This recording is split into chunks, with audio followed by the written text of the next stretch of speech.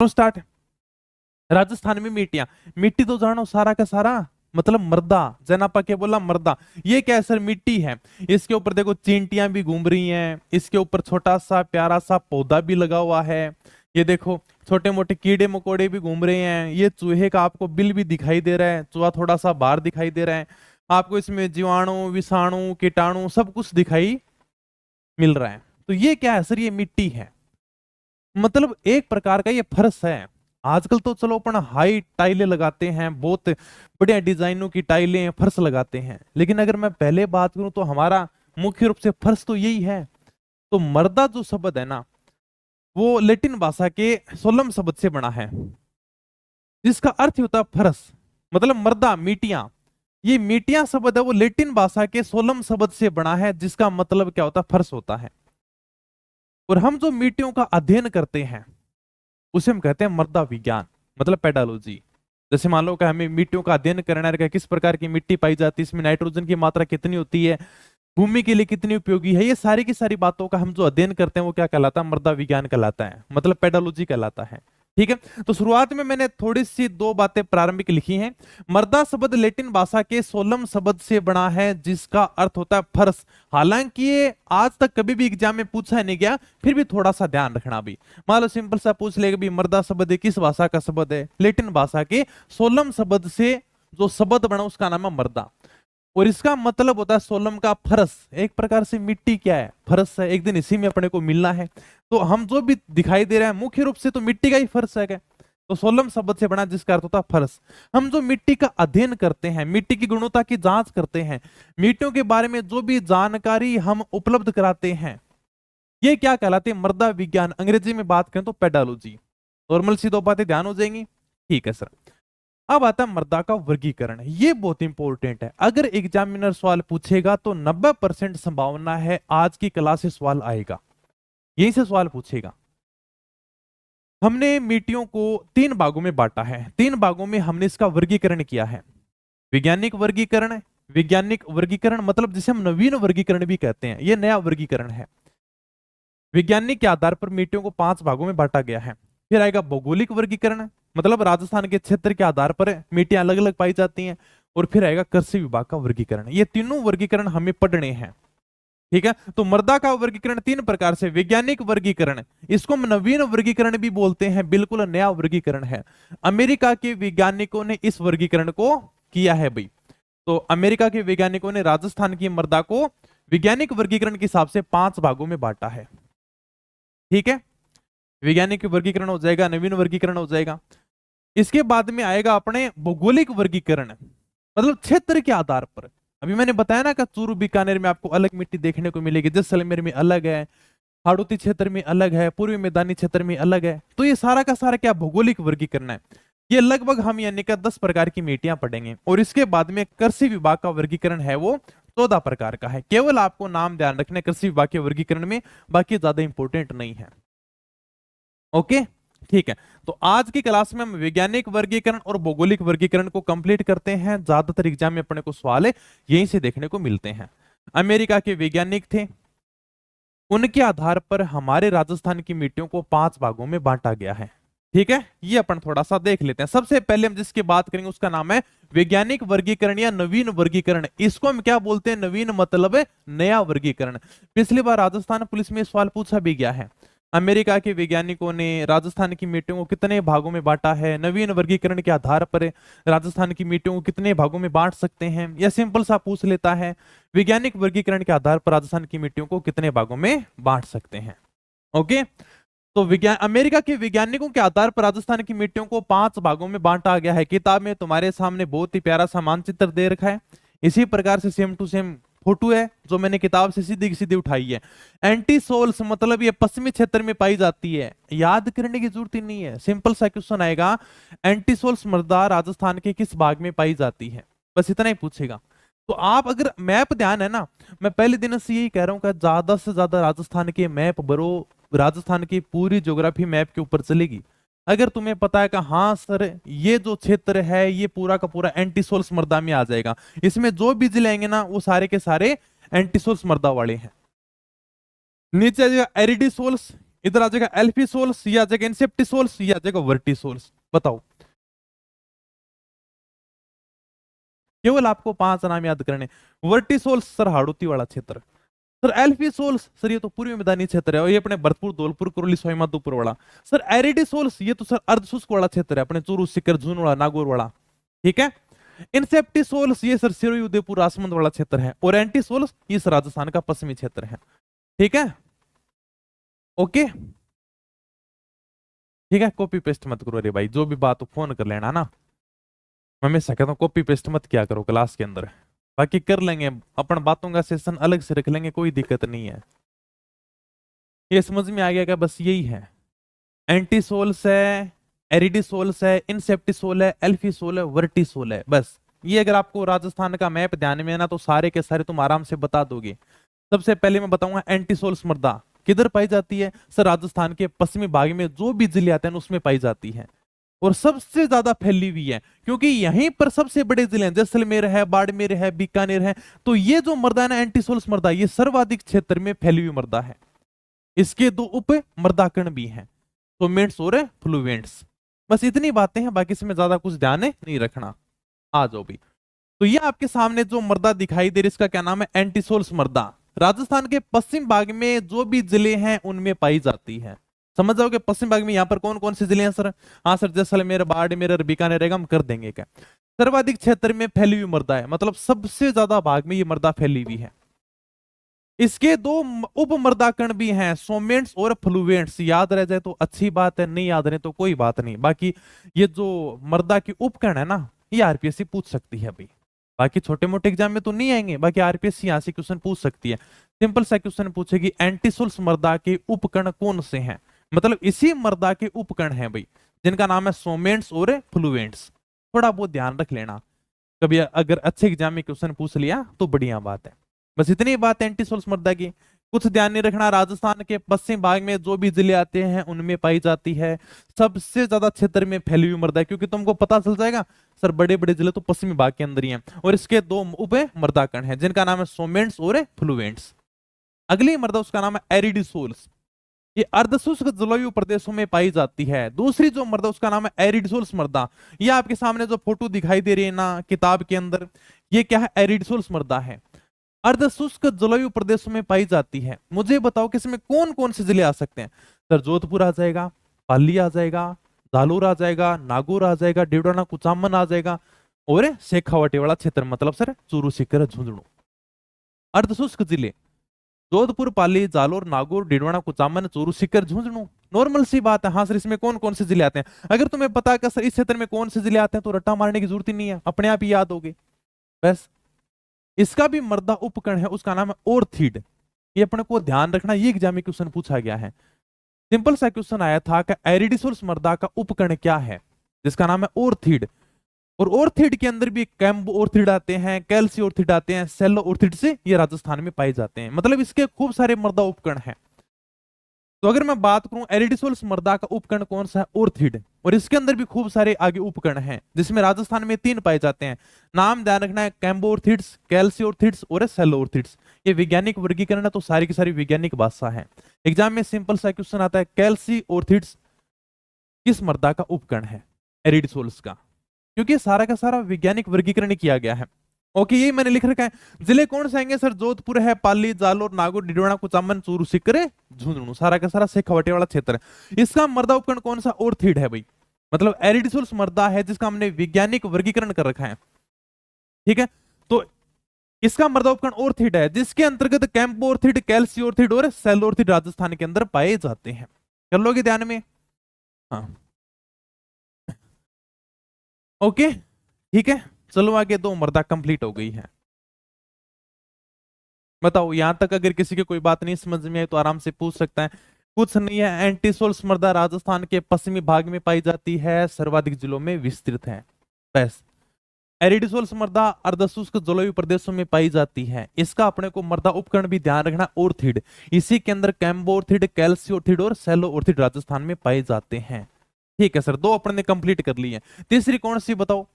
तीसरी किताब में फटाफट देख के बताओ मुझे, तीसरी मृदा कौन सी है? इंसेप्टिसोल्स। मतलब उप आर्द्र जलवायु प्रदेशों में पाई जाती है। यहां पर कौन सी मृदा पाई जाती है? इंसेप्टिसोल्स मृदा पाई जाती है, उप आर्द्र जलवायु प्रदेशों में पाई जाती है। भाई देख लो फोटो के अंदर इंसेप्टिसोल्स मृदा। सर कौन से जिले हैं, मुझे फटाफट देख के बताओ। सिरोही आ जाएगा, पल्ली आ जाएगा, राजसमंद आ जाएगा, उदयपुर है, भीलवाड़ा है, सलूम्बर है, चित्तौड़गढ़ है। ये सारे के सारे किस में आ जाएंगे? इंसेप्टिसोल्स में आ जाएंगे। भाई इसका मृदा उपकरण है उस्टे उस्टोक्रिप्टस। ठीक है, थोड़ा वैज्ञानिक नाम अपने को ये ध्यान रखने हैं। तो इसका जो मृदा उपकरण उसका नाम है उस्टोक्रिप्टस। ठीक है भाई, 3 मीटर कंप्लीट हो गई। ये लो सर वही मैंने लिख रखा है। इंसेप्टिसोल्स मृदा उप आर्द्र जलवायु क्षेत्रों में पाई जाती है। जिले कौन से? सिरोही, पाली, राजसमंद, उदयपुर, भीलवाड़ा, सलूम्बर, चित्तौड़गढ़। ठीक है सर, इसका मृदा उपकरण कौन सा है? उस्टोक्रिप्टस है। होगी 3 मीटर कंप्लीट। 5 अपने को देखनी है। अगली चलो सर, अगली है एल्फिसोल्स मृदा। ये जो आपको दिखाई दे रहा है ना फोटो में अलग कलर से, ब्रह्मास्त्र की तो विशेषता है, पूरी की पूरी किताबों कलरफुल है। इतने दिन तुम ब्लैक एंड व्हाइट टीवी देख रहे थे, हमने तुम्हें रंगीन टीवी दिखाया है। किताबें कलरफुल भी आती हैं इस प्रकार के, देखो पूरे एकदम रंगीन चित्रों के साथ में भी आती हैं। ठीक है, थोड़ा इन चीजों को समझा करो। तुम्हें हर छोटी छोटी चीजों के साथ में कंपेयर मत क्या करोगे, तुम्हारी क्या अलग विशेषता, ये तुम बताओ विशेषता। कि सर में रंगीन टीवी दिखाते हैं, ब्लैक एंड व्हाइट टीवी नहीं दिखाते हैं। ओके चलो आगे। हाँ, तो हमने अपने 3 मीटर कंप्लीट कर लिया। एंटीसोल्स, एरिडिसोल्स, इंसेप्टिसोल उप आर्द्र जलवायु क्षेत्रों में पाई जाती है। अब आती है एल्फिसोल्स मृदा, जिसे हम जलोढ़ मिट्टी भी कहते हैं। ये आर्द्र जलवायु प्रदेशों में पाई जाएगी। मुझे बताओगा फटाफट ये कौन कौन से जिले आते हैं, मुझे जल्दी से देखकर बताओगे इसमें कौन कौन से जिले आ सकते हैं। सर एल्फिसोल्स मृदा मतलब पूर्वी मैदानी क्षेत्रों में पाई जाती है ये। सर उधर अलवर आ जाएगा, खैरतल, तिजारा आ जाएगा। सर जयपुर है, जयपुर के पास में दौसा है, दौसा के पास में डीग है, कोटपुतली, बहरोड, भरतपुर, करौली, टोंक, सवाई माधोपुर, धौलपुर, बस ये जिले आते हैं। सर इसका मृदा उपकरण है हेप्लुस तालाफस, ये इसका मृदा उपकरण है। ओके चलो भैया आ जाओ। एल्फिसोल्स मृदा जिसे हम क्या कहते हैं? जलोढ़ मिट्टी भी कहते हैं, आर्द्र जलवायु प्रदेशों में मिलती है। ये जो यहाँ पर जिले मिलते हैं सारे के सारे कौन से हैं? आर्द्र जलवायु जिले हैं भाई, आर्द्र जलवायु प्रदेशों में मिलेगी ये सारी की सारी मृदा। ठीक है, हाँ लगभग यानी कि आर्द्र भी आ जाता है, उपाद्र भी आता है, ज्यादा कंफ्यूज मत होना। जैसे मान लो कि तुम उधर जलवायु वर्गीकरण में तुलना करोगे, सर आपने वहां पर ये आर्द्र भी लिखा रखा है, उपाद्र भी लिखा रखा है, ये लगभग यानी कि थोड़ी बहुत फैली हुई है, क्योंकि इसमें इतना ज्यादा पूछते नहीं, लेकिन फिर भी अपने को थोड़ा सा ध्यान रखना है कभी यहाँ आर्द्र जलवायु प्रदेशों में पाई जाती है। कौन कौन से जिले आते हैं बता दोगे, तुम खुद ही बता दोगे सर सारे के सारे। अलवर आ जाएगा, खैरतल, तिजारा, जयपुर, दौसा, डी, कोटपुतली, बहरोड, भरतपुर, करौली, टोंक, सवाई माधोपुर, धौलपुर, ये सारे के सारे इसमें जिले आते हैं। बता दोगे? मृदा उपकरण का क्या नाम है? हेप्लुस तालाफस, ये इसका मृदा उपकरण है। लास्ट अपनी बस्ती उसका नाम है वर्टिसोल्स मृदा, मतलब काली मिट्टी, हाड़ौती क्षेत्र में पाई जाती है। तो ये कहां पर मिलेगी? राजस्थान के दक्षिण पूर्वी भाग में मिलेगी। ये आपका दक्षिण रहा इधर, ठीक है सर, और ये आपका पूर्व रहा, और इसके बीच में दक्षिण पूर्वी भाग में मिलेगी ये। ठीक है, तो राजस्थान के दक्षिण पूर्वी भाग में पाई जाती है। दक्षिण पूर्वी भाग मतलब हाड़ौती का पठार। ये आर्द्र व अति आर्द्र दोनों जलवायु प्रदेशों में आती है। जैसे मान लो कि डूंगरपुर, बांसवाड़ा के अंदर भी थोड़ी बहुत देखने को मिल जाती है। तो इसमें कौन से जिले आएंगे? जैसे कोटा है, बूंदी है, बारा, झालावाड़ है, और यहाँ पर थोड़े बहुत डूंगरपुर, बांसवाड़ा जिले भी अपने को देखने को मिलते हैं। इसका जो मृदा उपकरण है उसका नाम है पेलुस्टटस व क्रोमस्टटस। ये भी अपने को थोड़ा सा ध्यान रखना है। इसी के साथ में ये जो अपना वैज्ञानिक वर्गीकरण था, जिसे हम नवीन वर्गीकरण कहते हैं, अमेरिका के वैज्ञानिकों ने दिया था, इसके आधार पर हमने राजस्थान की मृदा को 5 भागों में बांटा है। एंटीसोल्स, एरिडिसोल्स, एल्फिसोल, इंसेप्टिसोल और वर्टिसोल्स। ये केवल अपने को ध्यान रखने है कि कौन कौन से जिलों में पाई जाती है, कितने आधार पर वर्गीकरण किया गया है। मृदा उपकरण हो सकता है कि कभी तुमसे एग्जामिनर पूछ ले, अगर पूछेगा तो बड़े एग्जाम में पूछेगा। जैसे अगर आप आरपीएससी के किसी एग्जाम की तैयारी करते हो ना, तब आपको मृदा उपकरण ध्यान रखना पड़ेगा। बाकी छोटा मोटा एग्जाम है तो आप स्किप कर सकते हो, मतलब छोड़ सकते हो।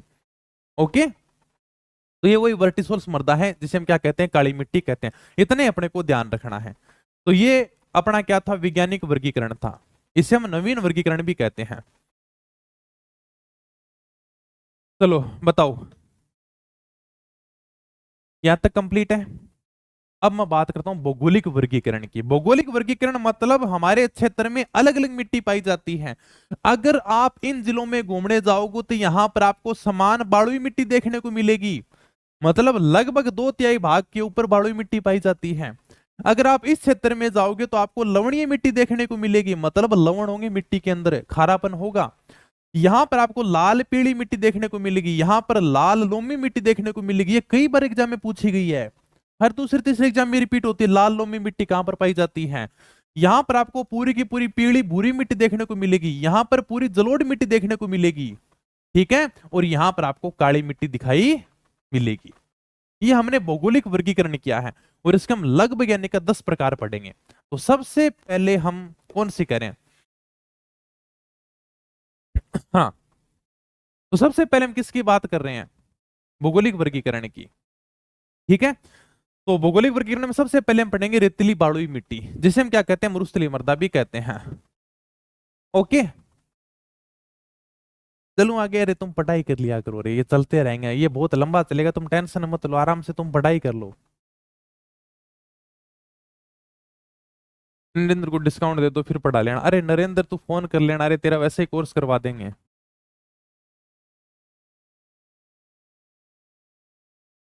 चलो आगे मैं बताओ, ठीक है। चलो भाई, भौगोलिक वर्गीकरण में सबसे पहले हम जिस मिट्टी के बारे में बात करें उसका नाम है रेतीली बालुई मिट्टी, जिसे हम क्या कहते हैं? मरुस्थलीय मृदा भी कहते हैं, मतलब मरुस्थल के क्षेत्र में पाई जाएगी। अब मुझे फटाफट ये बताओ कि ये मिट्टी कहां पर देखने को मिलेगी? तो राजस्थान के पश्चिमी भाग में, और राजस्थान के सबसे अधिक भू भाग में पाई जाने वाली मिट्टी है, लगभग यानी कि राजस्थान के 2/3 भाग में ये पाई जाती है। जिस प्रकार से अपना जो पश्चिम मरुस्थलीय प्रदेश है वो राजस्थान के 2/3 भाग में पाया जाता है, उसी प्रकार से ये रेतीली बालुई मिट्टी भी राजस्थान के 2/3 भाग में पाई जाती है।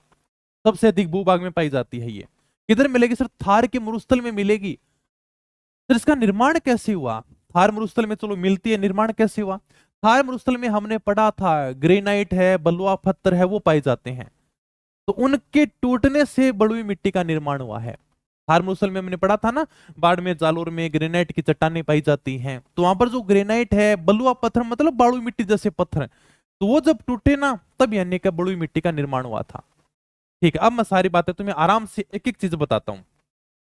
सबसे पहले मैं बात करूं इस मिट्टी की, यानी कि जो हमें 10 प्रकार पढ़े ना, सबसे पहले इसकी बात करूं जिसका नाम है बलुई मिट्टी, मतलब रेतीली बलुई मिट्टी है। ये राजस्थान के पश्चिमी भाग में पाई जाती है, खुद तुम देख लोगे। हाँ सर, राजस्थान के पश्चिमी भाग में पाई जाती है। राज्य में सबसे अधिक भूभाग पर पाई जाने वाली मिट्टी लगभग 2/3 भाग के ऊपर, ये भी मैंने बता दिया। ये राजस्थान के सबसे ज्यादा भूभाग के ऊपर पाई जाती है, मतलब राजस्थान के क्षेत्रफल में लगभग इसने 2/3 भाग को घेर रखा है, तो सबसे ज्यादा भूभाग में पाई जाने वाली मिट्टी है। ओके सर, थार मरुस्थल में ग्रेनाइट और बलुआ पत्थर से बलुई मिट्टी का निर्माण हुआ, ये भी मैंने बता दिया। जालोर है, बाड़मेर है, हमने पढ़ा भी था। थार के मरुस्थल में ग्रेनाइट की चट्टानें पाई जाती हैं। बलुआ पत्थर का मतलब होगा बालू मिट्टी जैसे पत्थर, इनके टूटने से इस मिट्टी का निर्माण हुआ है।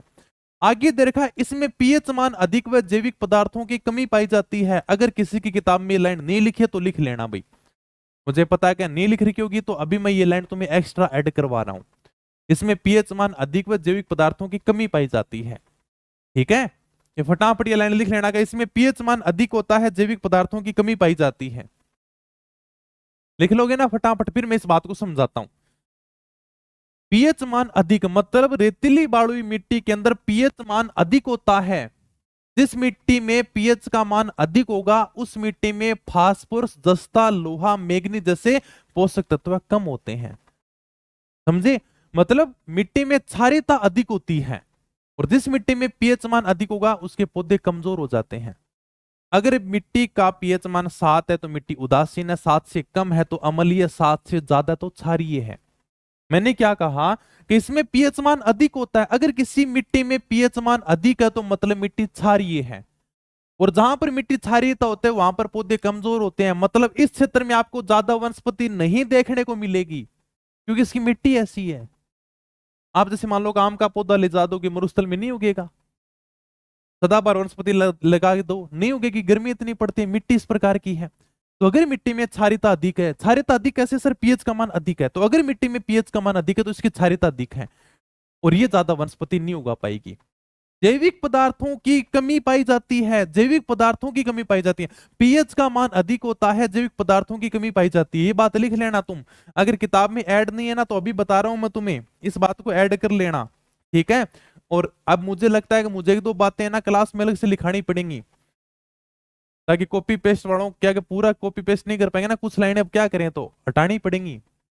एक दो बातें क्लास में लिखा दूंगा प्रत्येक टॉपिक में, तो इसमें ये लिखा रहा हूं मैं तुम्हें, इस बात को ऐड कर लेना, तुम कर लोगे। इसमें पीएच मान अधिक होता है, जैविक पदार्थों की कमी पाई जाती है, कर ली ऐड, कर लोगे, ठीक है सर।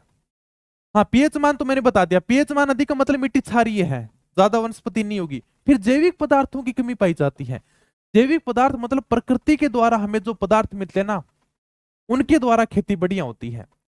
लेकिन इस रेतीली बलुई मिट्टी में इन जैविक पदार्थों की कमी होती है। अगर मान लो कि यहाँ पर जैविक पदार्थ बहुत अच्छे हों, प्रकृति के द्वारा हमें बहुत अच्छे पदार्थ मिले, तो यहाँ पर वनस्पति भी अच्छी होगी, खेती भी बढ़िया होगी। लेकिन यहाँ पर जैविक पदार्थों की कमी पाई जाती है, प्रकृति के द्वारा यहाँ पर कम पदार्थ दिए गए हैं, इसलिए यहाँ पर जैविक पदार्थों की कमी है, इसलिए खेती भी यहाँ पर बढ़िया नहीं होती है, जैविक पदार्थों की कमी पाई जाती है। तो ये बात ध्यान रखना, इसमें पीएच का मान अधिक होता है, जैविक पदार्थों की कमी पाई जाती है। इसके अलावा कैल्शियम फास्फेट की अधिकता पाई जाती है और इस मिट्टी में नाइट्रोजन की कमी पाई जाती है। ये बहुत इंपॉर्टेंट है कि जो अपनी रेतीली बालुई मिट्टी है ना, ये दो तीन बातें ना बहुत इंपॉर्टेंट है, मैंने हाईलाइट कर रखी है अलग से, ये बहुत इंपॉर्टेंट है, ध्यान रखना, एक एक चीज इंपॉर्टेंट है। राजस्थान के पश्चिमी भाग में पाई जाती है, बिल्कुल सर समझेंगे, पश्चिमी जिलों के अंदर पाई जाती है।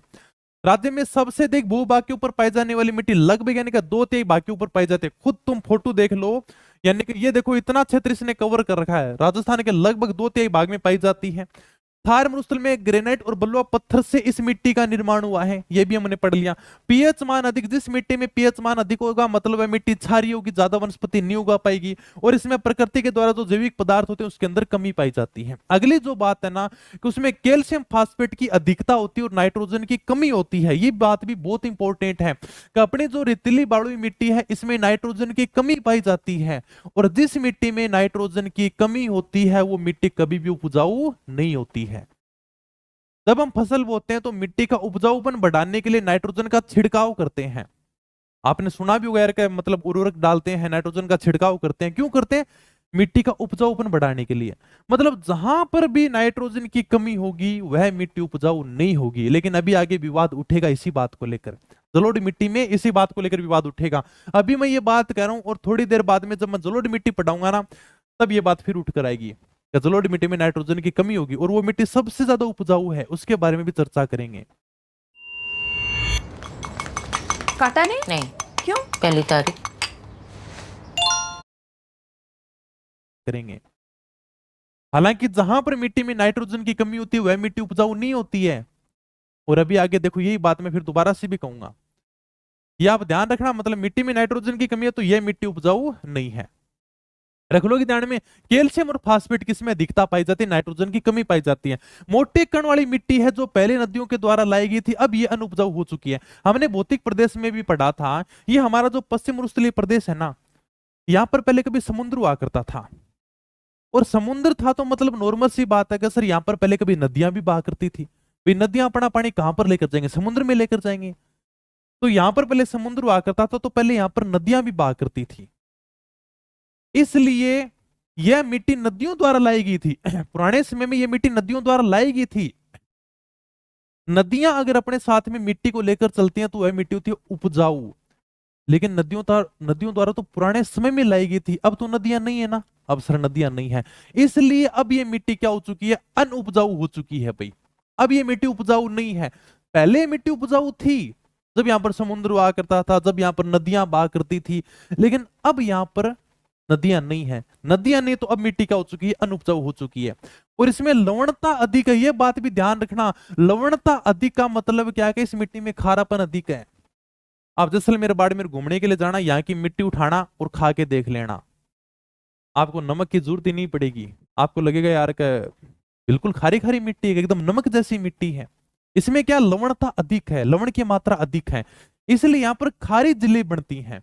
क्योंकि मरुस्थल में मैंने पढ़ा था ना कि जो मरुस्थल की मिट्टी ना उसमें लवणता की मात्रा अधिक होती है। जब यानी कि यहाँ पर बारिश होती है ना, तो जो नीचे मिट्टी के लवण होते हैं वो धीरे धीरे उठकर ऊपर आ जाते हैं और बारिश के पानी में मिल जाते हैं, इसलिए जो बारिश की झिल्लें बनती हैं वो बिल्कुल खारी हो जाती हैं। और ये मिट्टी कैसी है? मोटे कण वाली मिट्टी है।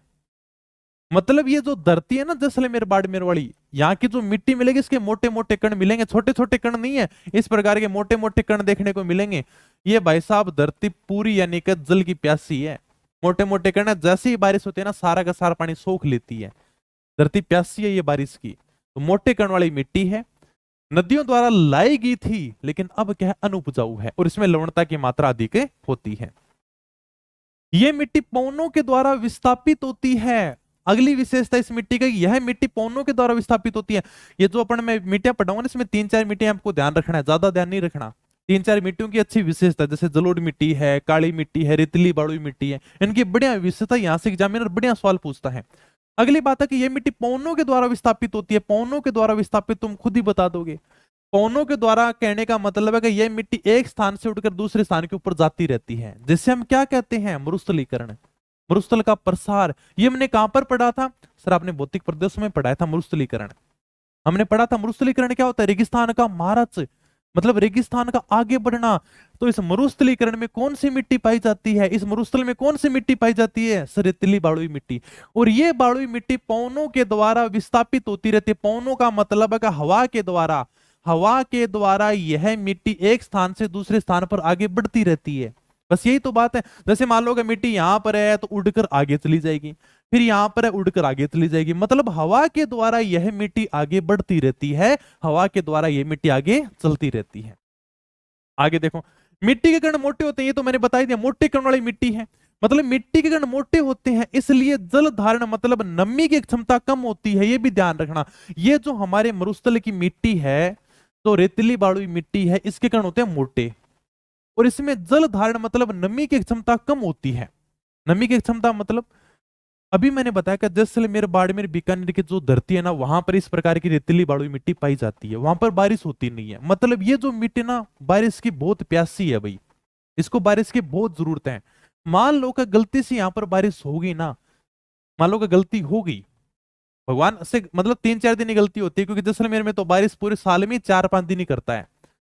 अरावली की अगर थोड़ी सी पौने इधर उधर मुड़ जाती है तो बारिश हो जाती है। तो अगर मान लो कि बाई चांस यहां पर बारिश होती है, तो 3-4 दिन जो भी बारिश होगी ना, तो मिट्टी इतनी प्यासी है कि उस पानी को जल्दी जल्दी सोख लेगी। अगले दिन देखेंगे जैसलमेर वाले बाड़मेर वाले, अरे यार का पानी पानी तो है ही नहीं, रात को तो बारिश हुई थी, मिट्टी ने पारा पानी सोख लिया, क्योंकि बेचारी धरती पहले खुद ही प्यासी थी। है तुम्हारे लिए नमी कहां से छोड़ेगी? जैसे अपन नहीं देखते यार का, मान लो कि अपने को खेती करनी होती है, तो अपन देखते हैं यार का रात ने कितनी बारिश हुई, क्या 2-3 आंगल हुई होगी, देखा, फिर आप क्या जमीन ने खोद की देखा कि जमीन के अंदर कितनी की नमी है, तो हम देखते हैं कि हाँ यार का 2-3 आंगल हुई है, मतलब फसल को नहीं बोस कहा, फिर 10 आंगल बारिश हुई है। पहले ऐसे ही तो नापते थे, आजकल तो अपने को पता ही नहीं कि बारिश कितनी होती है। पहले क्या करते, बारिश हो गई, अगले दिन सुबह उठते, फिर देखते 2 आंगल बारिश हुई है, फिर कहता 10-10 आंगल तो हुई है, क्या 15 आंगल बारिश हुई है, अपने को ऐसे तो पता चलता ना। तो इसमें क्या होता है कि ये तो नमी छोड़ती नहीं है, बारिश हुई सुबह तो साफ, कोई नमी नहीं मेरे पास में, मेरे पास में कोई भी जल धारण की नमी नहीं है, मतलब ये नमी दिखाती नहीं, बिल्कुल सूखा दिखाती है, क्योंकि बेचारी पहले खुद ही प्यासी है। तो मिट्टी के कण मोटे होते हैं, इसलिए जल धारण मतलब जल को धारण करने की क्षमता। भाई मैं पहले खुद प्यासा हूं, तो मेरे पास में जल धारण की कोई भी क्षमता नहीं है, मेरे पास में कोई पावर नहीं है, पहले मैं खुद की पूर्ति करूंगा, बाद में देखूंगा अगर तुम्हारे लिए मैं नमी छोड़ूंगा तो। जब पूरे साल भर में 4 दिन बारिश होगी, तो कहां से बेचारी नमी छोड़ेगी भी, पहले खुद ही सारा का सारा पानी सोख लेगी। तो इसलिए इसमें जल धारण मतलब जो नमी होती है ना, नमी, तो नमी की क्षमता क्या होती है, कम होती है। और हम जो फसल बोते हैं वो नमी के आधार पर ही बोते हैं कि जमीन में कितनी की नमी है, और उसी के आधार पर हमें फसल को बोते हैं भाई। तो इसमें जल धारण की क्षमता कम होती है, मतलब इसमें नमी की मात्रा कम होती है, पानी जल्दी सोख लेती है भाई। जिले कौन से हैं बता दो कि कौन से जिले हैं सर? जैसलमेर है, उसके पास में बाड़मेर है, बाड़मेर से बालोतरा बना है सर, बीकानेर है, जोधपुर, फलोदी, नागौर, चूरू, सीकर, झुंझुनू वाला इलाका है। ठीक है, अब इसी रेतीली मिट्टी को हमने मुख्य रूप से 3 भागों में बांटा है, ये भी अपने को ध्यान रखना है। इसी रेतीली बलुई मिट्टी को हमने 3 भागों के अंदर और बांटा है। जोधपुर है, पाली है, जालोर है, चूरू है, झुंझुनू, यहां पर जो मिट्टी पाई थी तो उसका नाम है लाल रेतीली मिट्टी। इसी रेतीली बालुई मिट्टी को हमने 3 भागों में बांट दिया। सबसे पहला जो प्रकार है उसका नाम है लाल रेतीली मिट्टी। देखो इस प्रकार की लाल रेतीली मिट्टी है, ये हमारे चूरू में पाई जाती है भाई। कहां पर सर? जोधपुर, पाली, जालोर, चूरू, झुंझुनू में पाई जाती है। अगर पानी हो ना हमारे, तो इस मिट्टी की ओडी नहीं है। अगर पानी हो तो ये मिट्टी खेती के लिए बहुत बढ़िया है, लेकिन हमारी दिक्कत ये है कि चूरवाणों के पास में पानी नहीं है। हमारे पास में जमीन तो खूब सारी है, दादा परदादा जमीन तो खूब सारी छोड़ के गया, 100 100 बीघा, 200 200 बीघा, 300 बीघा भी जमीन मिल जाएगी। तो 100 बीघा जमीन किसको कहते हैं आप समझ सकते हो, लेकिन वह जमीन काम ही क्यों नहीं आ रही, करांगे क्योंकि पानी कौन लागे। अगर हमारे वहां पर पानी हो तो मैं कहता हूँ कोई सरकारी नौकरी की तैयारी नहीं करेगा, अगर पानी आ जाए तो। इतनी बढ़िया उपजाऊ मिट्टी है, इतनी शानदार जमीन है, लेकिन पानी होगा नहीं, जिद के करा आप सरकारी नौकरी की तैयारी करा, कोई ना कोई फिर काम देखना पड़ेगा क्या। अगर पानी हो तो फिर खेती कर ले और बढ़िया काम चल जाओ, लेकिन पानी हो तो ये मिट्टी कृषि के लिए बढ़िया, बाकी तो फिर कोई मतलब ही नहीं है। मिट्टी तो बहुत बढ़िया है लेकिन पानी नहीं है। फिर कौन कौन से जिले हैं, जोधपुर, पाली, जालोर है, चूरू, झुंझुनू में ये मिट्टी पाई जाती है। नाम क्या है सर, लाल रेतीली मिट्टी। देख लो इस प्रकार के लाल रेतीली मिट्टी पाई जाती है। फिर आती है खारी मिट्टी। 2 नंबर प्रकार कौन सा, खारी मिट्टी का। खारी मिट्टी में लवण होते हैं, हम खेती नहीं कर सकते। अभी मैंने बताया ना किस प्रकार के लवण, मतलब इस प्रकार की मिट्टी होती है खारी मिट्टी, इसके ऊपर आपको लवण की मात्रा देखने को मिल जाएगी। ये आपको दिखाई भी दे रहा होगा फोटो में, सफेद ऊपर लवण की मात्रा जमी हुई है। मिट्टी को चक्कर देखोगे ना तो नमक खाने की जरूरत ही नहीं है, एकदम खारापन महसूस होगा। कहां पर मिलेगी सर, जैसलमेर, बाड़मेर, नागौर की तरफ चले जाना, आपको खारी मिट्टी देखने को मिल जाएगी। अगली है पीली भूरी रेतीली मिट्टी। इस प्रकार की जो मिट्टी है वो है पीली भूरी रेतीली मिट्टी, ये अपने नागौर पाली जिलों में पाई जाती है। ओके ठीक है, बस हो गया। एक दो हो रहा है, बाकी ज्यादा इतना बड़ा नहीं। रेतीली में जो मिट्टी है उसके बारे में थोड़ी ज्यादा विशेषताएं अपने को पढ़नी भी पड़ेंगी, क्योंकि कई बार एग्जाम में यहाँ से सवाल आता है और बहुत ज्यादा एग्जाम में सवाल पूछा गया है। समझ जाओगे ना, हाँ सर समझ जाएंगे। रेतीली बालुई मिट्टी के बारे में आपने बता दिया, इसको हमने 3 भागों में बांटा है। सबसे पहले आपने बताया सर लाल रेतीली मिट्टी जोधपुर, पाली, जालोर, चूरू, झुंझुनू में पाई जाती है। अगर सर आपके पानी हो ना तो ये खेती के लिए बहुत बढ़िया है, लेकिन सर आपके पानी नहीं है क्या, ऐसे याद कर लेना। फिर सर खारी मिट्टी, सर मतलब लवण होते हैं, खेती कर नहीं सकते सर, जैसे जैसलमेर, बाड़मेर, नागौर में पाई जाती है। फिर आता सर पीली बुरी रेतीली मिट्टी, मतलब नागौर, पाली जिलों में पाई जाती है। और ये भी पूछा भी गया था, खारी मिट्टी है ना जैसलमेर, बाड़मेर में, शायद आरपीएससी का कोई एग्जाम हुआ था 10 15 दिन पहले, उसके अंदर ये सवाल भी आया था। ओके कंप्लीट है। चलो आगे। 2 नंबर जिस मिट्टी के बारे में हम बात करते हैं उसका नाम है भूरी रेतीली बलुई मिट्टी, जिसे हम क्या कहते हैं, सिरोजम मिट्टी भी बोलते हैं। ये आपके सामने फोटो देख लो भी, इस प्रकार से भूरी रेतीली बलुई मिट्टी होती है। इसी मिट्टी को हम क्या कहते हैं, सिरोजम मिट्टी भी कहते हैं। कहां पर मिलेगी सर, नागौर, पाली, अजमेर, जयपुर की तरफ चले जाओ, आपको इस प्रकार की मिट्टी देखने को मिल जाएगी। और इसके अंदर नाइट्रेट की उपस्थिति होती है, जिसके कारण इसकी उर्वरा शक्ति बढ़ जाती है। ठीक है, थोड़ी सी उपजाऊपन इसका बढ़ जाता है। इसे क्या कहते हैं, गुस्सर मरुस्थलीय मिट्टी भी कहते हैं। ये बस आपको केवल नाम ध्यान रखना सर, गुस्सर मरुस्थलीय मिट्टी किसे कहते हैं, भूरी रेतीली बालुई मिट्टी को कहते हैं, जिसे हम क्या कहते हैं, सिरोजम मिट्टी भी कहते हैं, भूरी रेतीली बालुई मिट्टी भी कहते हैं, सिरोजम मिट्टी भी कहते हैं। कौन से जिलों में पाई जाती है भी थोड़ा सा देख लेना। 3 नंबर जो मिट्टी का प्रकार है उसका नाम है भूरी मिट्टी भाई। इस प्रकार की देख लो भूरी मिट्टी पाई जाती है, किताब में फोटो भी देखने को मिल जाएगी आपको। ये देख लो भूरी मिट्टी है, बनास बेसिन में पाई जाती है। जहां जहां बनास नदी बहती है उसके अपवा तंत्र में भूरी मिट्टी पाई जाती है। सर कौन से जिले, भीलवाड़ा है, बूंदी है, टोंक है, सवाईमाधोपुर है, करौली है, अजमेर है, इन जिलों में मिट्टी पाई जाती है बस। ओके सर, रख लोगे ध्यान में, केवल आपको अब नाम ही ध्यान रखना है, बाकी ज्यादा इसके बारे में कोई डिटेल नहीं है। एक दो मिट्टी की विशेषता और रहेगी, बाकी फिर ज्यादा बड़ा नहीं है, केवल जलोढ़ मिट्टी के बारे में थोड़ा और ध्यान रखना है। लाल पीली मिट्टी, ये देख लो, लाल और पीली मिट्टी। अब इसकी विशेषता देखो, लाल और पीली मिट्टी, सर ये कैसे हो सकता है, मतलब आपको लाल भी दिखाई दे रही है और सर पीली भी दिखाई दे रही है, ऐसा कैसे हो सकता है भाई, मतलब लाल और पीली मिट्टी कैसे दिखाई दे सकती है। कहते हैं कि इसका लाल रंग लोह ऑक्साइड की उपस्थिति के कारण होता है। मतलब ये जो आपको लाल पीली मिट्टी दिखाई दे रही है ना, इसका जो लाल रंग होगा वो लोह ऑक्साइड की उपस्थिति के कारण दिखाई देगा। अगर ये मिट्टी जल में हो ना तो जल में मिट्टी आपको पीली दिखाई देगी। ठीक है, अरे किसकी बातें क्या लग रहे हो तुम आपस में।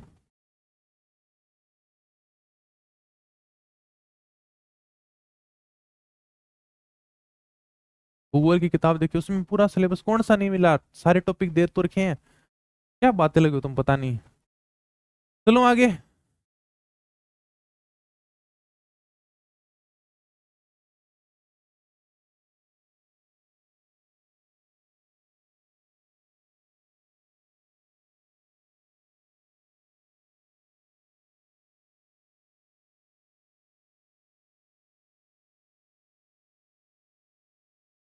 चलो आ जाओ, ठीक है, छोड़ो बातें, पता नहीं आपस में क्या लगे रहते हो, ठीक है चलो। लाल और पीली मिट्टी। अब बात ये आती है कि सर लाल भी है और पीली भी है, ये कैसे हो सकता है क्या? मतलब ये जो लाल मिट्टी आपको दिखाई दे रही है ना, इसका लाल रंग है लोह ऑक्साइड के कारण, मतलब इसमें लोह की मात्रा होती है, और जिस मिट्टी में लोहे की मात्रा होती है वह मिट्टी हमेशा लाल दिखाई देगी। लेकिन अगर इसी मिट्टी को आप जल में लेकर जाओगे ना, पानी के अंदर लेकर जाओगे, तब आपको ये मिट्टी पीली दिखाई देगी, बस यही है। मतलब इसका लाल रंग होता है लोहे ऑक्साइड की उपस्थिति के कारण है। अगर किसी मिट्टी का रंग लाल है तो उसमें लोहे ऑक्साइड पाया जाता है, मतलब उसमें लोहे की मात्रा आपको दिखाई देगी। लेकिन अगर इसी मिट्टी को आप अगर पानी में लेकर जाओगे ना, जल में लेकर जाओगे, तभी आपको मिट्टी पीली दिखाई देगी। इसलिए हमने इसका नाम क्या किया है, लाल पीली मिट्टी। इसका लाल रंग लोहे ऑक्साइड की उपस्थिति के कारण होता है, लेकिन जल में ये मिट्टी कैसे दिखाई देगी, पीली दिखाई देगी, इसलिए इसका पूरा नाम है लाल पीली मिट्टी। ठीक है सर। उपजाऊ तत्व जैसे नाइट्रोजन कैल्शियम की कमी होती है, क्या हुआ?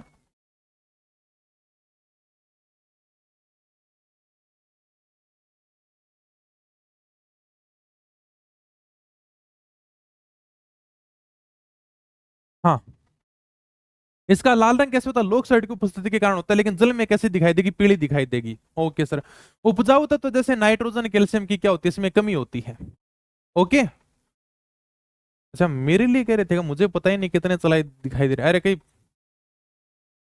अरे मैंने देखा ही नहीं कमेंट में, कभी देखता ही नहीं कितने लाइव चल रहे हैं, मुझे हकीकत में नहीं पता। किसी ने नकली तो नहीं चला दिया, नकली भी चल सकते हैं, कोई बड़ी बात नहीं है। हाँ, कोई चैनल पर शिकायतें करने के लिए क्या है कि नकली व्यू भी चला देते हैं, 20-20 हजार, 10-10 हजार सब चला देते हैं। लोग जब जलन करना शुरू करते हैं ना, तो कोई बड़ी बात नहीं है इसमें। ठीक है, सीधे चलाओगे, फेक व्यू चलाओगे, सब चलाते हैं आजकल, मैंने कभी ट्राई ही नहीं किया, मुझे पता ही नहीं कितने चल रहे हैं। और मुझे लगता है दूसरे चलवा रहे हैं, इतने हो ही नहीं सकते, इतने भी नहीं आते हैं। 20-20 हजार और 15-15 हजार और पढ़ाई के लिए तो कभी नहीं आते हैं। ठीक है, तो कोई बात नहीं, कर भी रहे हैं तो भी वो कहते हैं कि चलो ठीक है, चैनल पे चलाओ, इनके फेक व्यू चलाओ और तो वो चलाओ, और तो इनके ऊपर मत देखो कितने चल रहे हैं, सब फेक व्यू आते हैं ऐसे, हर लोग चैनल के ऊपर चलाते हैं, लेकिन अपन नहीं, मैं तो कभी देखता ही नहीं कि यार के चैनल पे कितने व्यू चल रहे हैं। मुझे तो भी बताया कि यार क्या। ओके। आएंगे तो भी ठीक है, वाह कोई ना। चलो आगे देख लेंगे, बाद में पता चल जाएगा, डाल देंगे टेलीग्राम पे जो भी है। हाँ चलो ठीक है। तो लाल पीली मिट्टी, इसका लाल रंग लो ऑक्साइड की उपस्थिति के कारण होता है, लेकिन जल में कैसी दिखाई देती है, जल में मिट्टी पीली दिखाई देती है, नॉर्मल सी बात है। ठीक है सर, बात समझ में आ गई। लाल पीली मिट्टी इसलिए नाम है क्योंकि इसका लाल रंग लोहे ऑक्साइड की उपस्थिति के कारण होता है, लेकिन जल में आपको कैसी दिखाई देगी, पीली दिखाई देगी। उपजाऊ तत्व जैसे नाइट्रोजन कैल्शियम की इसमें कमी होती है, भी अपने को ध्यान रखना है। लाल पीली मिट्टी में उपजाऊ तत्व नाइट्रोजन कैल्शियम की क्या पाई जाती है, कमी पाई जाती है। कमेंट तो फास्ट चल रही है, जिस हिसाब से चल रहे हैं तो हो सकता आ भी गए होंगे, पता नहीं। चलो ठीक है रे, अपने तो मस्त रहो, पढ़ते रहो, मैं इन चीजों से ऊपर उठ चुका हूँ, कितने चलते हैं और कितने नहीं, अपने तो कभी वैसे नहीं बोला। 15 हजार पढ़ रहे हैं तो भी बढ़िया बात है, 20 हजार पढ़ रहे हैं तो भी बढ़िया बात है, 100 बच्चे पढ़ रहे हैं तो भी अच्छी बात है। ठीक है, चले आगे।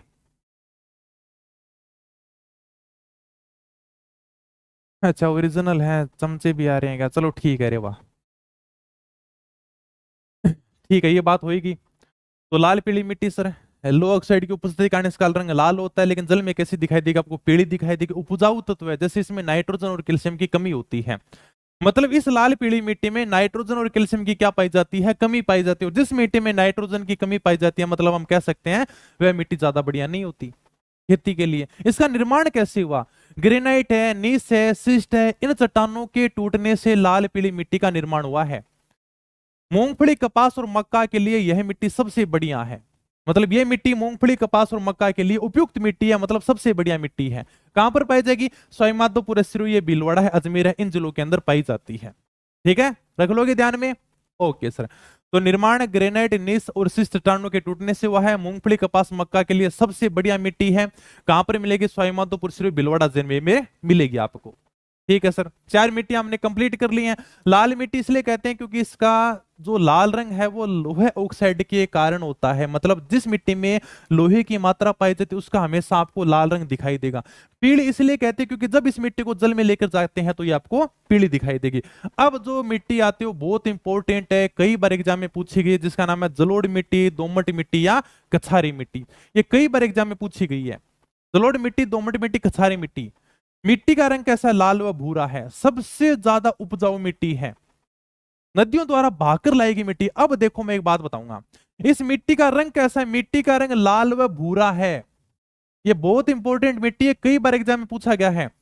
जलोढ़ मिट्टी, दोमट मिट्टी, कछारी मिट्टी, मिट्टी का रंग लाल व भूरा है, सबसे ज्यादा उपजाऊ मिट्टी है। एक बात बताओगा, जहां पर नदियां बहेंगी वहां पर मिट्टी कैसी होगी सर? उपजाऊ मिट्टी होगी। बिल्कुल सीधी सी बात है। जैसे मान लो कि यहां पर नदी बह रही है और इसके आसपास में जो भी मिट्टी पाई जाएगी ना वो बिल्कुल उपजाऊ मिट्टी होगी। यह सबसे ज्यादा उपजाऊ मिट्टी है, नदियों द्वारा लाकर बहाई गई मिट्टी है। मतलब जहां जहां नदियां बहती है ना वहां वहां पर जलोढ़ मिट्टी पाई जाती है। और आपको तीनों नाम ध्यान रखने हैं, जलोढ़ मिट्टी भी कहते हैं, दोमट मिट्टी भी कहते हैं, कछारी मिट्टी भी कहते हैं। तीनों मिट्टियों के नाम आपको ध्यान रखने हैं।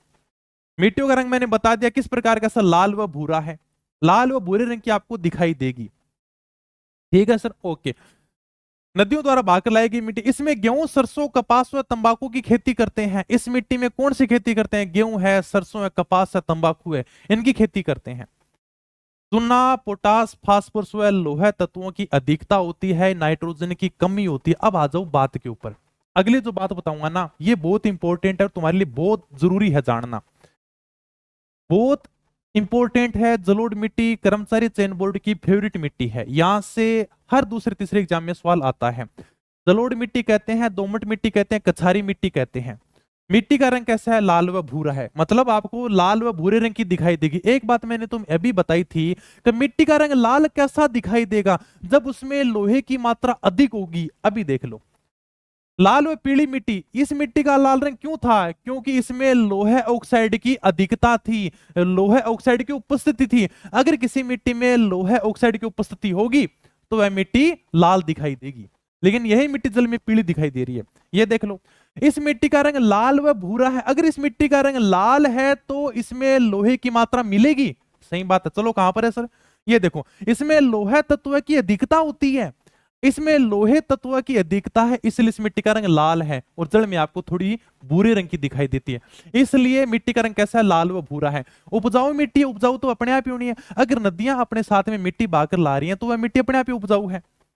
ठीक है, इसमें गेहूं, सरसों, कपास और तंबाकू की खेती होती है। इसमें चूना, पोटास, फास्फोरस व लोहे तत्वों की अधिकता होती है, नाइट्रोजन की कमी होती है। इस बात को थोड़ा सा आप इंपॉर्टेंट रखो।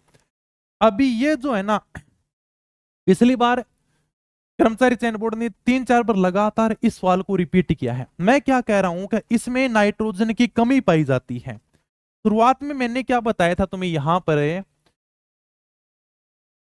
रेतीली बालुई मिट्टी के अंदर कि इसमें नाइट्रोजन की कमी पाई जाती है, और मैंने कहा था कि जिस मिट्टी में नाइट्रोजन की कमी पाई जाती है वह मिट्टी उपजाऊ नहीं होती।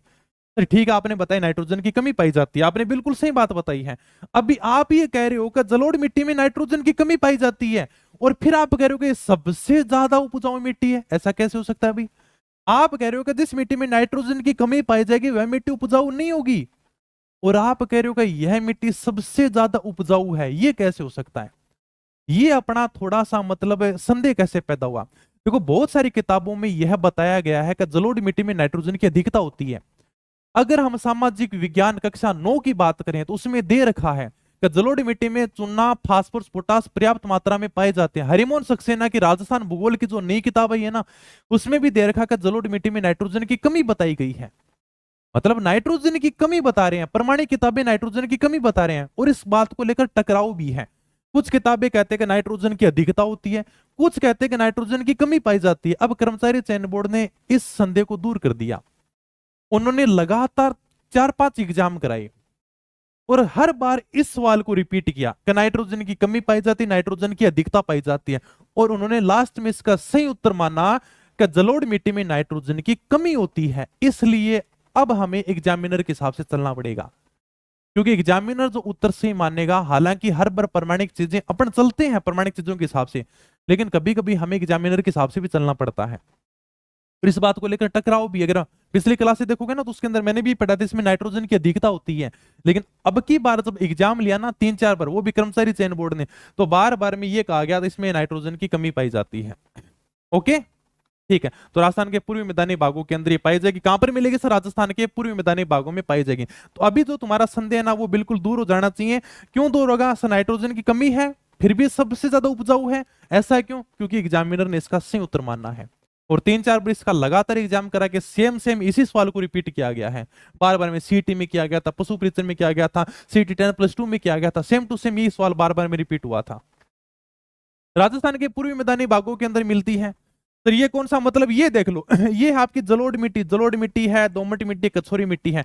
कहां पर पाई जाएगी सर? राजस्थान के पूर्वी मैदानी भागों में। मतलब ये क्या है? राजस्थान के पूर्वी मैदानी भाग। तो राजस्थान के पूर्वी मैदानी भागों में मिलेगी। उत्तर पूर्वी जिले, मतलब ये हो जाएगा उत्तर और ये हो जाएगा पूर्व। जहां जहां नदियां बहती हैं उन जिलों में पाए जाएंगे। फटाफट ऑप्शन के हिसाब से बता दो कौन से जिले हैं सर? जयपुर आ जाएगा, जयपुर के बाद में पास में अलवर है, खैरतल तिजारा है, और जयपुर से कोटपुतली बहरोड निकला है, और अलवर के पास में दौसा है, टोंक है, सवाईमाधोपुर है, करौली, धौलपुर, भरतपुर है। ठीक है सर, लेकिन 2 जिले और ऐड कर रखे हैं जिनका नाम है गंगानगर, हनुमानगढ़। ठीक है, तो गंगानगर, हनुमानगढ़ जिलों के अंदर भी पाई जाती है। हाँ ठीक थे। अरे हाँ चला देते हैं, लोग जड़न करते हैं ना, तब ये सोचते हैं कि इनके चैनल पर फेक न्यूज चलाएंगे। नॉर्मल सी बात है, चलता रहता है, कोई दिक्कत नहीं, टेंशन मत लिया करो, कोई फर्क नहीं पड़ेगा इनसे।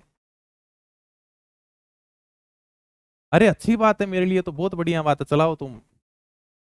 हाँ, चलाओ, पैसे खर्च करो, इसमें इसमें भी पैसे खर्च होते हैं फेक न्यूज चलाने के लिए। अपने पे पैसा खर्च कर रहे हैं तो कितनी अच्छी बात है, चलने दो, कोई दिक्कत नहीं है। ठीक है, मस्त रहो, तुम पढ़ाई करते हो, तुम्हें कोई टेंशन नहीं है। ओके हाँ हाँ, हो भी सकते हैं, अभी मैं बता दूंगा, टेलीग्राम पे डाल दूंगा, सही थे गलत है अपना चेक कर लेंगे क्लास के बाद में, वो मैं बता दूंगा, टेंशन मत लेना। अपन भी तो है, टेक्निकल चीजों का नॉलेज रखते हैं, अब सही बता दूंगा मैं तुम्हें। ठीक है, बाद में आ जाओ फिर फटाफट। तो ये कंप्लीट हो गया। तो उत्तर पूर्वी जिले जयपुर, अलवर, खैरतल, तिजारा, कोटपुतली, बहरोड, दौसा, टोंक, सवाईमाधोपुर, करौली, धौलपुर, भरतपुर, गंगानगर, हनुमानगढ़ के अंदर भी मिलती है। आपने कहा सर राजस्थान के पूरे जिलों में पाई जाती है, फिर ये तो उत्तर जिले आ गया गंगानगर, हनुमानगढ़। गंगानगर, हनुमानगढ़ के अंदर भी ये मिट्टी पाई जाती है। क्यों पाई जाती है? क्योंकि गंगानगर, हनुमानगढ़ से एक नदी बहती है जिसका नाम है घग्गर नदी, और जहां पर नदी बहेगी वहां पर जलोढ़ मिट्टी पाई जाती है। आपको राजस्थान के पूर्वी जिले ध्यान रखने हैं, इसके अलावा राजस्थान के 2 उत्तर जिले ध्यान भी रखने हैं। कौन कौन से? गंगानगर और हनुमानगढ़। मतलब यह मिट्टी राजस्थान के गंगानगर और हनुमानगढ़ में भी पाई जाती है जहां से घग्गर नदी बहती है। ठीक है, रख लोगे ध्यान में? ठीक है सर, रख लेंगे ध्यान में। ये आपको जिले ध्यान रखने हैं, और राजस्थान के पूर्वी मैदानी भागों में पाई जाती है। थोड़ा सा उत्तरी 2 जिले भी आते हैं, गंगानगर और हनुमानगढ़। फोन कर, फोन कर, फोन पीछे पड़ जाती हूँ। हेलो, हाँ बंटी। हनुमानगढ़। अगली मिट्टी उसका नाम है काली मिट्टी, मध्यम काली मिट्टी या फिर रेगुर मिट्टी। बस लास्ट यही है, इसके बाद में छोटे छोटे नाम हैं। काली मिट्टी आप फोटो देख सकते हो, काली मिट्टी कह दो, मध्यम काली मिट्टी कह दो, रेगुर मिट्टी कह दो। हाड़ौती क्षेत्र में मिलेगी भी। मैंने शुरुआत में तुम्हें मैप के अंदर भी दिखाया था, ये देख लो। यहां पर जो काली मिट्टी मिलती है ना, ये कहां पर मिलेगी? हाड़ौती क्षेत्र में मिलेगी, मतलब कोटा, बूंदी, बारा, झालावाड़ वाले क्षेत्र में मिलेगी। ज्वालामुखी के द्वारा जो विशाल चट्टानें बनी है ना, उनके टूटने से इस मिट्टी का निर्माण हुआ है। ओके सर, ये बात बहुत बढ़िया बताई है। कहां गया अपना? हाँ, काली मिट्टी, मध्यम काली मिट्टी, रेगुर मिट्टी, इस प्रकार की आपको काली मिट्टी देखने को मिलेगी। कहां पर मिलेगी सर? हाड़ौती क्षेत्र में जाओ, कोटा, बूंदी, बारा, झालावाड़, वहां पर आपको काली मिट्टी दिखाई देगी। इस मिट्टी का निर्माण कैसे हुआ? ज्वालामुखी मतलब दक्कन लावा, इसके द्वारा विशाल चट्टानें बनी, और इनके टूटने से जिस मिट्टी का निर्माण हुआ वह मिट्टी कौन सी है? काली मिट्टी है। नॉर्मल सा ध्यान रखना कि ज्वालामुखी के जो विशाल चट्टानें हैं उनकी अपरदन से, उनके टूटने से इस मिट्टी का निर्माण हुआ है।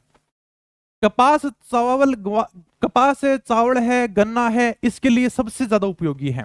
मतलब कपास के लिए ये मिट्टी बहुत ज्यादा उपयोगी मानी जाती है। इसके अलावा चावल है, गन्ना है, और सोयाबीन। आप सबको पता है कि सोयाबीन सर्वाधिक झालावाड़ में होता है। तो इसी हाड़ौती क्षेत्र में काली मिट्टी पाई जाती है, तो यहाँ पर सोयाबीन के फसलों के लिए यह मिट्टी सबसे ज्यादा उपयोगी है। कपास, चावल, गन्ना और सोयाबीन फसलों के लिए क्या उपयोगी है। अगर ये मिट्टी गिल्ली हो जाए, मिट्टी अगर गिल्ली हो जाती है तो फूल जाती है, और अगर ये सूख जाए तो इसमें थोड़ी बहुत दरारें आ जाती हैं।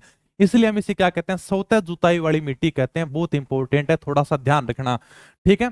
तो हाड़ौती क्षेत्र में पाई जाएगी कोटा बूंदी 12 झालावाड़। ज्वालामुखी के द्वारा जो बेसाल चट्टानें बनती हैं, इनके टूटने से इस मिट्टी का निर्माण हुआ है। कपास, चावल, गन्ना, सोयाबीन फसलों के लिए क्या है, ये मिट्टी उपयोगी है। गिल्ली होने पर फूल जाती है, मतलब यह मिट्टी गिल्ली होने पर क्या हो जाती है, फूल जाती है भैया, ठीक है। और जब ये मिट्टी सूख जाएगी ना, तो इसमें दरारें आ जाती हैं, तो हम क्या कहते हैं, ये सौतेज जुताई, मतलब खुद ही जुताई कर लेती है। मतलब इस मिट्टी में पानी आया, मिट्टी फूल गई, इसमें थोड़ा सा घमंड आ गया। जब इसमें पानी सूख जाता है तो इस मिट्टी में दरारें आ जाती हैं, मतलब यह मिट्टी अपनी जुताई खुद ही कर लेती है। इसे हम क्या कहते हैं, सौतेज जुताई वाली मिट्टी भी कहते हैं। एग्जाम में पूछा गया सवाल भी है, किस मिट्टी को हम सौतेज जुताई वाली मिट्टी भी कहते हैं। तो किस मिट्टी को कहते हैं, काली या मध्यम काली मिट्टी या रेगुर मिट्टी को कहते हैं अभी, ठीक है सर। कैल्शियम पोटास तो पर्याप्त मात्रा में होता है, लेकिन नाइट्रोजन, फास्फेट व जैविक तत्वों की इसमें क्या पाई जाती है, कमी पाई जाती है। यह भी आपको ध्यान रखना। इस काली मिट्टी के अंदर कैल्शियम पोटास तो पर्याप्त मात्रा में पाया जाता है, लेकिन इसी मिट्टी में नाइट्रोजन, फास्फेट और जैविक तत्वों की कमी पाई जाती है। इसमें कले की मात्रा अधिक होती है, इसलिए हम क्या कहते हैं, इसे चिका प्रधान मिट्टी भी कहते हैं। यह भी थोड़ा सा ध्यान रखना, इसे हम चिका प्रधान मिट्टी भी बोलते हैं।